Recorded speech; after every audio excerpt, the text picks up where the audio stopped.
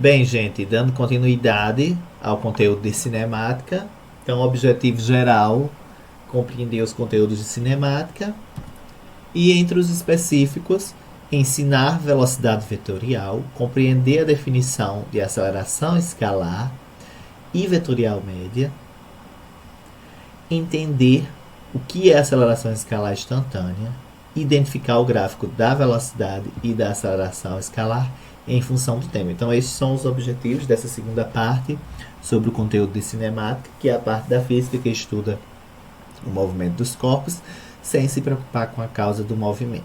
Certo? É uma sub-área da mecânica, que é o primeiro dos ramos da física. Bem, então nós falamos sobre velocidade escalar média e agora eu vou falar para vocês sobre a velocidade vetorial. Então, a velocidade vetorial, para ser classificada como uma grandeza vetorial, ela tem que ter as três características de um vetor, ou seja, módulo, direção e sentido. Que nós vimos que o vetor, né, é um segmento de reta orientado com módulo, direção e sentido. Então tem que ter essas três características para ser caracterizado como vetor. Então o vetor velocidade, consequentemente, tem que ser caracterizado pelo seu módulo, pela sua direção e pelo seu sentido. Bem, então olha, nessa situação aqui nós podemos identificar a velocidade vetorial, representada por um vetor, certo?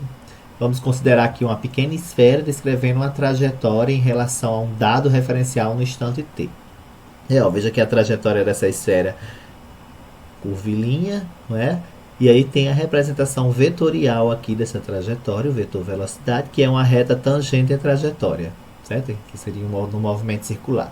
Então, ó, a velocidade vetorial v é o vetor tangente à trajetória no instante t considerado. Vai ter um valor numérico para essa velocidade. Nós temos aqui a direção e temos também o sentido indicado por essa reta tangente. Então, por isso que é uma grandeza vetorial. Então, as características do vetor. O módulo igual ao módulo da velocidade escalar no instante.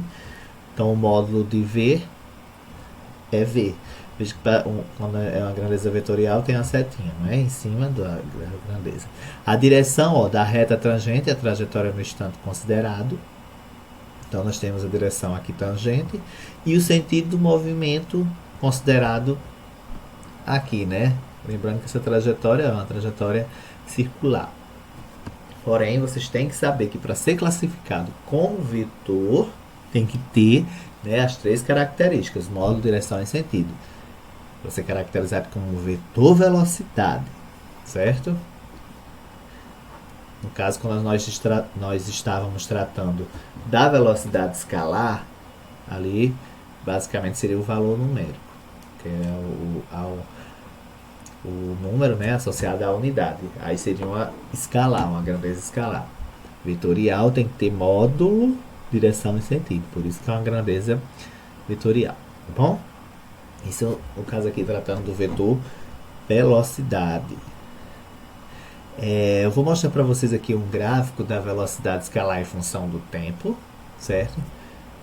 Seria algo mais ou menos assim, certo? Veja que nós temos aqui no eixo Y a velocidade em metros por segundo e o tempo em segundos, né? O tempo variando aqui de 0 a 1 e a velocidade de 0 a 4 metros. Então, ó, consideremos um veículo movendo-se com velocidade escalar constante v, conforme mostra o gráfico seguinte. A velocidade vetorial v é representada num dos eixos e o tempo t é representado no outro, né? Que é o que nós identificamos aqui no plano cartesiano.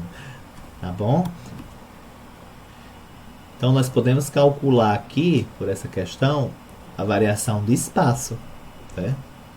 A variação de espaço, nós podemos pegar a equação da velocidade média, que é v igual a ΔS sobre ΔT. Eu queremos saber o espaço aqui percorrido, certo? A variação do espaço. Eu isolo ele, ΔS. Faço o meio pelos extremos, né? ΔS vai ser igual a v vezes ΔT.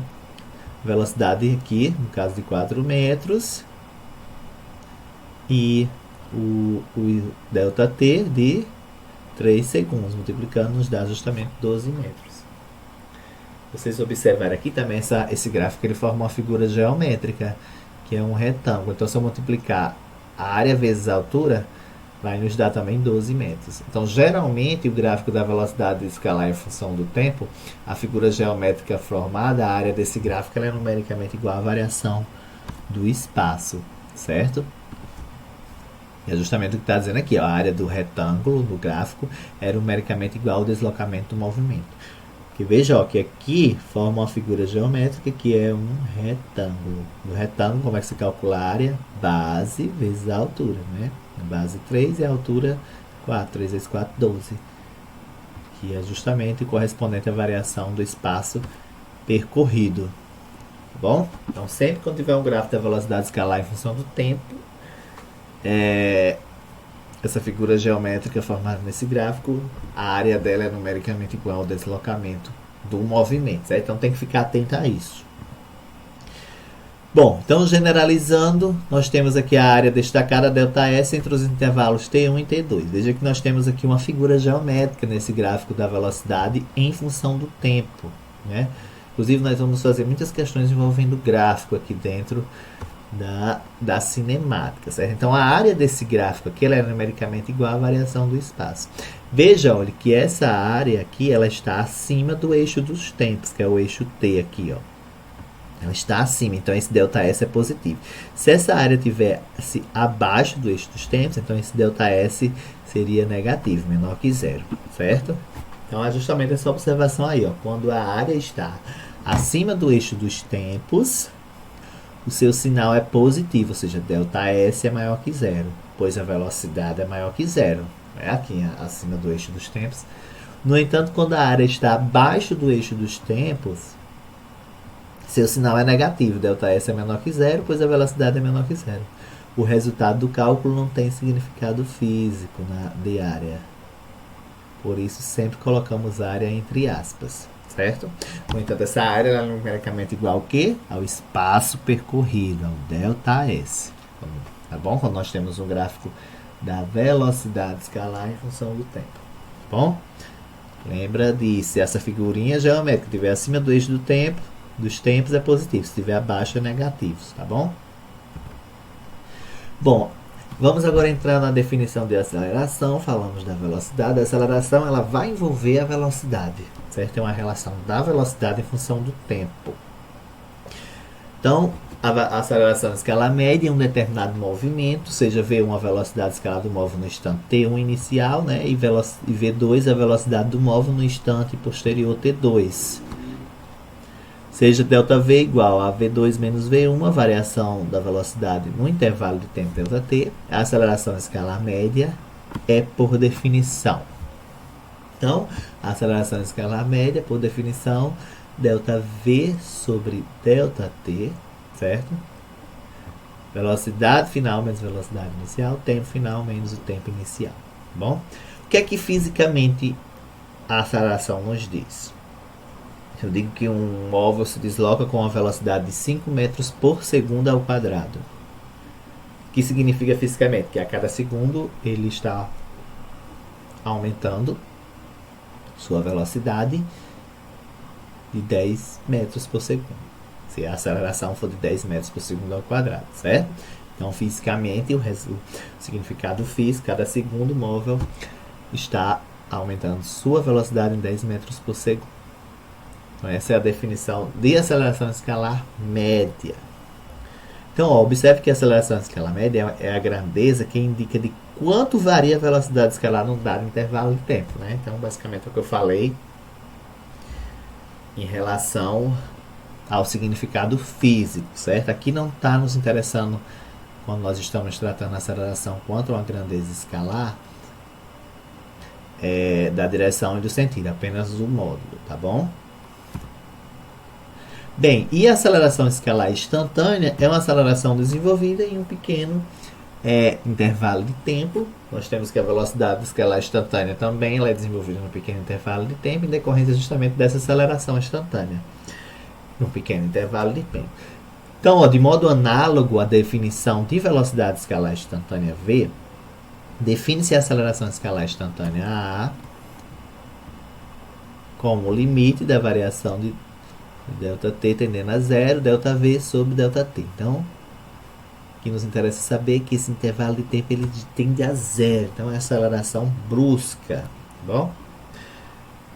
E a aceleração vetorial é uma aceleração que nós vamos ter tanto módulo como direção como sentido para representar essa aceleração desse objeto ou desse móvel está em movimento.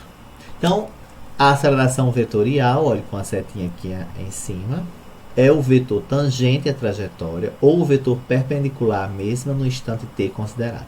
A velocidade vetorial v pode variar em módulo e em direção. Por isso, a aceleração vetorial A é decomposta em duas acelerações componentes. A aceleração tangencial, que indica a variação do módulo de v, certo?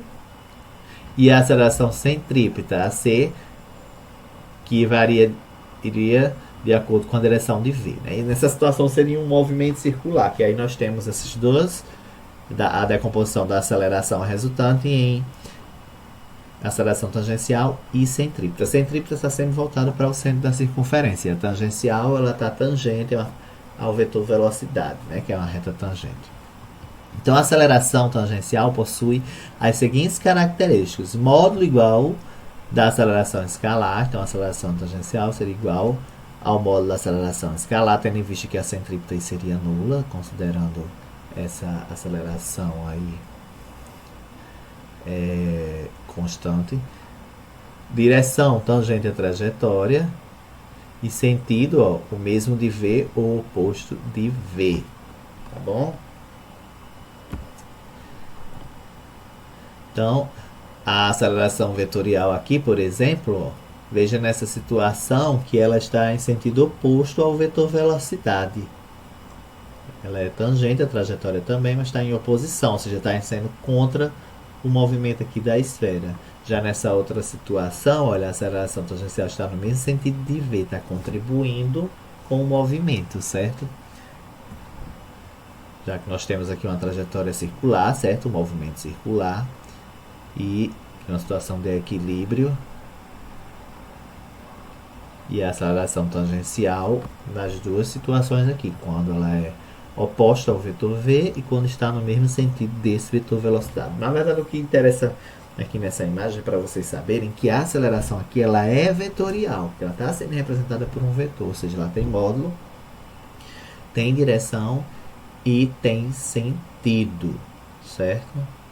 Módulo, direção e sentido.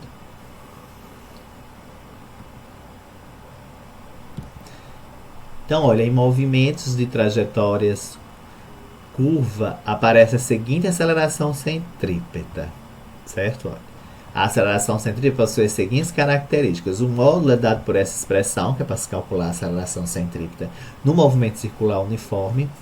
Eu vou falar para vocês mais sobre essa aceleração quando estiver falando sobre o movimento circular uniforme, certo? Mais lá para frente. E onde V é a velocidade escalar do móvel e R é o raio de curvatura da trajetória, certo? Já que a gente tem um movimento circular, esse movimento circular, a aceleração centrípeta, certo? Ali ela também está em função do raio. O raio é a distância da superfície até o centro, da superfície da trajetória até o centro da circunferência, certo? A direção aqui no caso do vetor aceleração é perpendicular à velocidade vetorial em cada ponto e o sentido orientado para o centro da curvatura da trajetória, certo? No caso aqui da aceleração centrípeta, certo?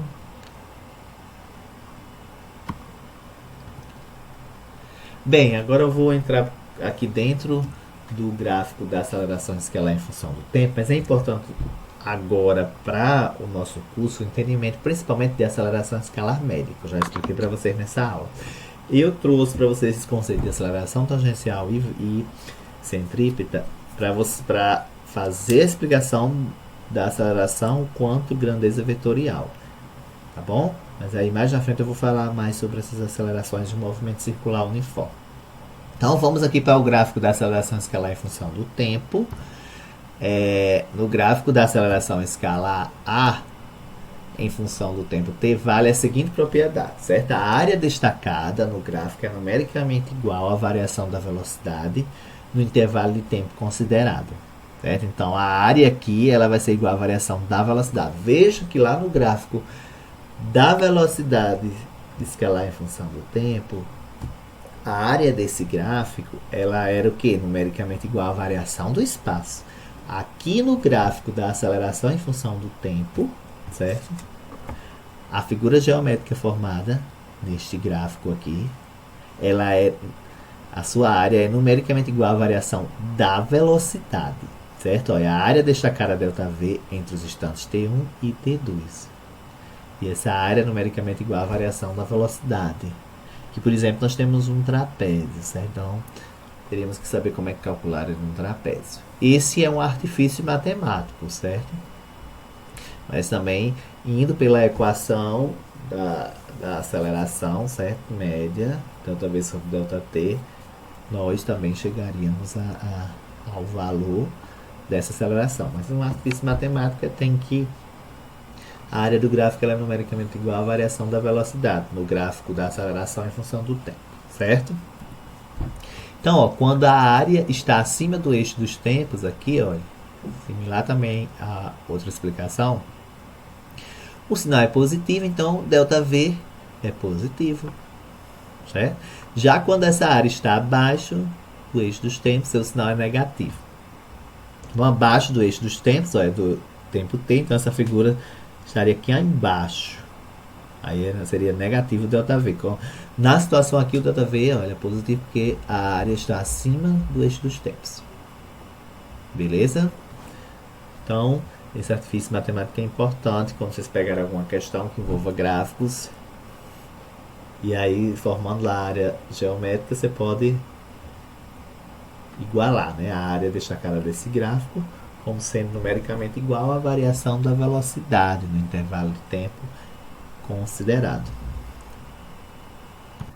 Achei esse exemplo aqui muito massa, que ele trata da discussão que nós tivemos nessa videoaula, que é o gráfico da velocidade escalar média em função do tempo. Vamos à leitura aqui do enunciado. Olha, um carro se desloca a uma velocidade de 20 metros por segundo. 20 metros por segundo indica que a cada segundo ele se desloca o quê? 20 metros. Em um primeiro momento. Logo após passa a se deslocar com velocidade igual a 40 km por hora. Assim como mostra o gráfico abaixo. Então veja que nós temos aqui o gráfico formado, né? E temos aqui o deslocamento de A e o deslocamento de B. A velocidade de 20 metros por segundo em A e 40 metros por segundo em B. Temos aqui os instantes. Veja que quando ele termina aqui o de A, ó, é no instante de 5 segundos, e quando ele começa o de P, que vai até 15 segundos. No caso, nós vimos que no gráfico da velocidade escalar em função do tempo, a área do gráfico formado ela é numericamente igual ao quê? A variação do espaço. A questão está pedindo, ó, qual foi a distância percorrida pelo carro, né? Então essa distância ela vai ser justamente numericamente igual à área aqui desses gráficos formados nessa figura. Nós temos o gráfico de A, que é um retângulo, e o de B, que também é um retângulo. Então esse espaço, né, percorrido vai ser igual ao quê? A área de A mais a área de B. Ambos são retângulos, né? Então a gente calcula a área de um retângulo, que é base vezes a altura. Aqui na primeira situação, por exemplo, de A, nós temos a base 5 e a altura de 20, né? Então 20 vezes 5 dá justamente a área de A, que é 100, que é numericamente igual à variação do espaço, que vai ser 100 metros. E aí a gente vai fazer esse mesmo artifício para a área de B. Vamos aqui para a resolução da questão. Então, ó, tendo o gráfico aqui da velocidade versus o tempo, né, da velocidade em função do tempo, o deslocamento é igual à área sobre a reta da velocidade, né, a reta de A e a reta de B aqui. Então, o espaço percorrido vai ser igual à área de A mais a área de B. Quanto que é a área de A, gente? 20 vezes 5, não é? A altura 20 e a base 5, mais a altura de B é 40, multiplicando a base, que é 15 menos 5, né? Que é essa base aqui. Faço 15 menos 5. Então, eu fico quanto? 400, né? Multiplicando 15 menos 5 vezes 4. vezes 40 fica 400. Então, esse espaço percorrido vai ser igual a 100, que é 20 vezes 5, que é da área de A, mais 40 vezes 10 menos 5, que é da área de B. Somando 100 mais 400, que é o resultado da área de B, eu fico então com um espaço total de 500 metros. Então, o espaço percorrido aí pelo automóvel foi de 500 metros, pessoal. É importante vocês ficarem atentos às atividades que estão sempre sendo adicionadas aqui no Google Sala de Aula. As atividades obrigatórias, os eixos de exercício. Então é bom estar sempre entrando lá para conferir o que tem de atividade para fazer, porque nós temos os prazos e tal, ok? Bom, essas são as referências e até a próxima videoaula. Um abraço!